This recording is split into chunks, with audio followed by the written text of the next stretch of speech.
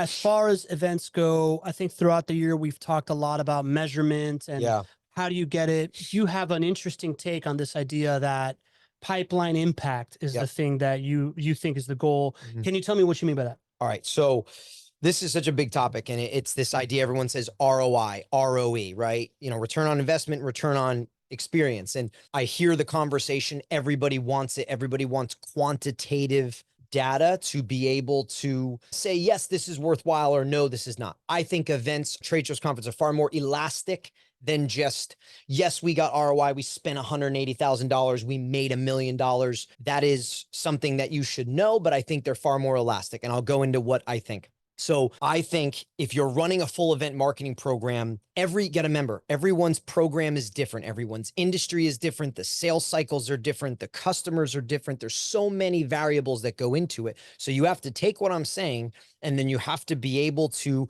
apply it to yourself in some form or fashion, right?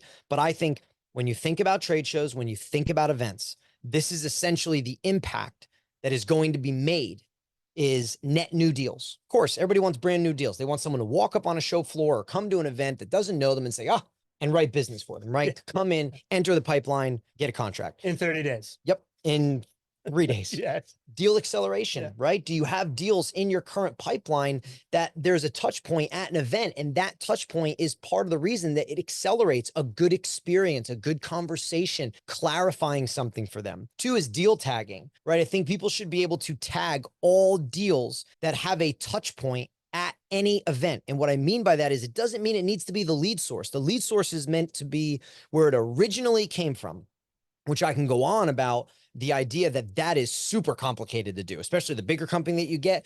It is super complicated to understand the original place that a deal came from. Sometimes easy, sometimes not. But what I mean by deal tagging is if you have a touch point at an event with a customer, you should be able to tag it as an event, meaning we've had a conversation. They attended a dinner. They showed up at our booth. They did an offsite, go-kart racing with us, whatever. Because I think over time, you'll be able to find a trend in there because of all the deals that got touched, right?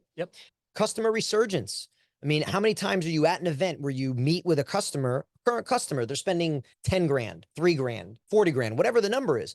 But then you have a meeting, you settle things, you have a discussion. Maybe it's a rekindled relationship, new person in the seat, but then they start spending more. Well, that event was something that rekindled that. It wasn't a cold email to them. It was being at the event, inviting them to dinner, those nuances of the event, the face-to-face, that feeling you get with an individual. So that needs to be a piece of it. I put here like stage 1 unlock, which I think for me is like, there's so many big companies that get people stuck in that stage 1. They downloaded a form. They did something super, super basic. So they're kind of in this weird funnel where they're getting emails, cold calls, different things. But what if they show up at an event? How many of those deals can you unlock that get stalled out in that first beginning phase? And then the last 2 are like big partnerships and kind of the distributor model method, right? Is I don't care what anybody says. I am all for digital marketing and all the other methods in which dollars can go into marketing outside of conferences and events. But at the end of the day, when you are talking big partnerships and big impactful ones and very large deals, they happen in person. They happen face to face. They happen having dinner. They happen over breakfast, having drinks together, spending 2 days, sitting in a room, hashing things out, deciding that this could be a good fit. So that's what I mean by pipeline impact. Net new deals, deal accelerating, tagging deals, customer resurgence, big partnerships. This is what events do. The brand awareness piece is a whole nother section I won't even get into, but this is what's happening at events. And how do you measure that to the best of your ability with what you do and the deals you have, I think is something that people all need to get a grip on as fast as they can. I love it, man. So I'll recap. It is the new relationship is always a reason why people went to events. That is the whole like awareness, right? They say net new. Yeah. But yeah, I understand. I remember in the panel episode, people started talking about like, you got to redefine what awareness means, right? Barr said that. It's 100%. What really is brand awareness? What does it mean? And I think what he was referring to is something him and I have even talked about, which is back in 2000, you had to go to the annual conference. You had to go. The internet wasn't as mature. Think about the maturity of the internet. LinkedIn, Zoom info, the technology. You can get a hold of anybody, anywhere, anytime. You couldn't do it back then, right? You couldn't target them on Facebook. You couldn't target them. You know, anyway, back then you had to go to the annual conference. You don't need to anymore. You don't. You technically could make a case that you don't have to. And I think that's the point he's making. It's not enough just to say, hey, brand awareness. It's just not enough anymore. Yeah, got it. So I guess I took us down the wrong rabbit hole there. But, sorry, I went. But net new is one, right? Can we find new deals? Can we find new clients? It's something that people have always been going to events for.